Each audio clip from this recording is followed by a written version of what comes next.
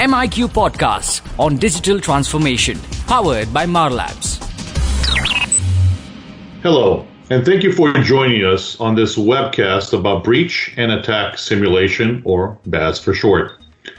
We'll be taking this opportunity to talk about the current state of cybersecurity and the role that BAS is playing in keeping us protected. I'm Raphael Hildesheim, VP of Sales at Marlabs, and I'm joined today by Jonathon Brothers, Regional CTO from Cymulate, as well as Mike Denapoli, Senior Security Solution Architect, also from Cymulate. Welcome both. Thank you for having us.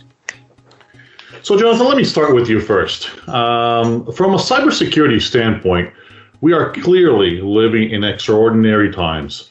2020 has evolved into a very challenging year, not just from a public health and economic perspective, but also from how companies do business, interact within and outside of their organizations, and adding to an already evolving security dynamics.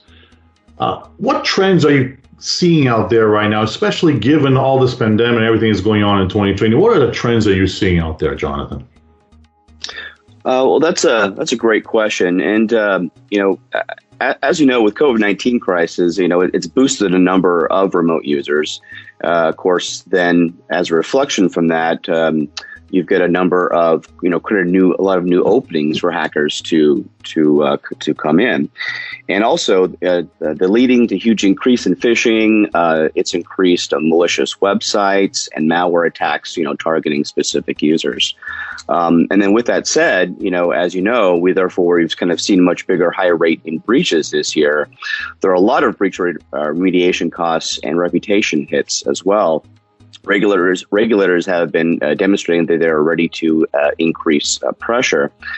And with that said, how that correlates is everyone's familiar with the Uber breach in 2014, 2016, and the $148 million fine that went along with that. The largest multi-state penalty ever levied by state authorities for a data breach. And of course, there are GDP fines in Europe that go along with that. And some of the details around that specific breach are, over 600,000 drivers that were affected. So driver's license information, addresses, phone numbers, and affected over 57 million Uber drivers around the world. There are a lot of edge cases that an attacker could leverage to infiltrate the environment, as well as ongoing business changes are added to new attack services to create a long-term gap and pose significant risk that exceed the preventative and detection capabilities of most security teams. Also, the solution that lies in instituting measurable processes, a different approach to security and detection response is needed that is based on analytics and, of course, automation. Encryption is still key, but usability, scalability, and automation must evolve. That's very interesting, Jonathon. Also, we're seeing lots of trends where companies this year have been trying to go remote with their workforce, and that started creating some additional gaps and strain into their security profile. So I'd like to turn to you a little bit here, Michael. As a security architect, given all these dynamics, given what we've been hearing here from Jonathon about how the industry is evolving, how does something like BAS, breach and attack simulation, provide a solution in this world that we are in right now? Definitely, and thanks, Raphael, for having us here.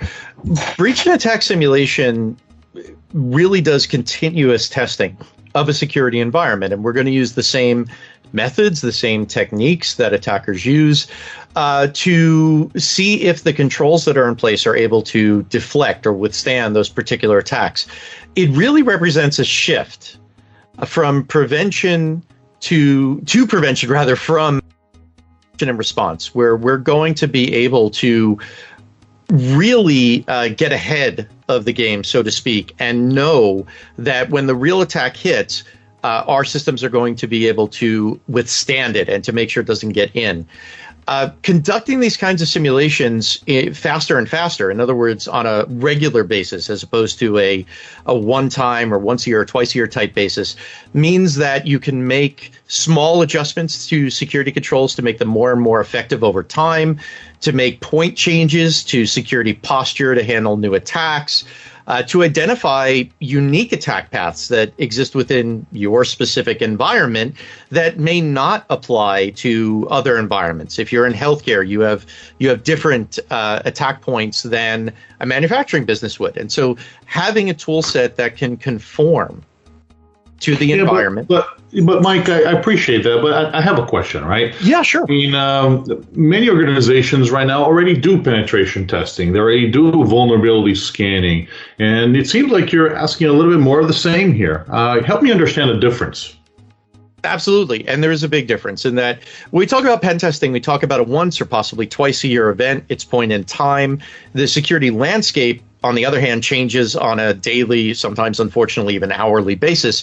And so information gets out of date very quickly. Also, a pen tester is not going to try hundreds or thousands of techniques to breach a firewall, just as one example.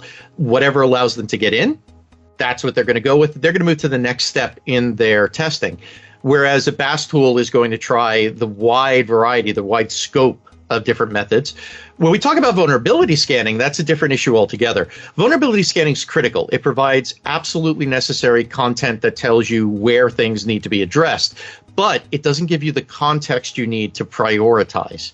So there are 500 things that need to be corrected, 500 patches that need to be made, but only these two can be effectively attacked from the outside world. And so those need a much higher priority than the other 498. Breach and attack simulation addresses both of those issues. It's something that's going to happen continuously so that it's not out of date and it is taking into account new forms of attacks and techniques. And it's going to look at the entire security kill chain. And so you will know which vulnerabilities are exploitable and which ones can be relegated to the next sprint or the next patching run as opposed to being addressed immediately because they are an attack point for your organization. So to sum it up, breach and attack simulation provides an important addition to your defensive arsenal. As a security leader, you're going to need to understand its strengths, its limitations, and how those two things change over time. Very interesting. Thank you, Mike. And thank you also, Jonathon, for joining us in this podcast that we have. We'll be having more podcasts coming up in our cybersecurity series, so please all stay tuned. Should you have any topics that you would like us to feature, please don't hesitate to email us or let us know. You can email us at info@marlabs.com. Again, that's info@marlabs.com. We will be happy to incorporate your feedback and suggestions. Thank you all again, and have a great day. MIQ Podcast on Digital Transformation, powered by Marlabs.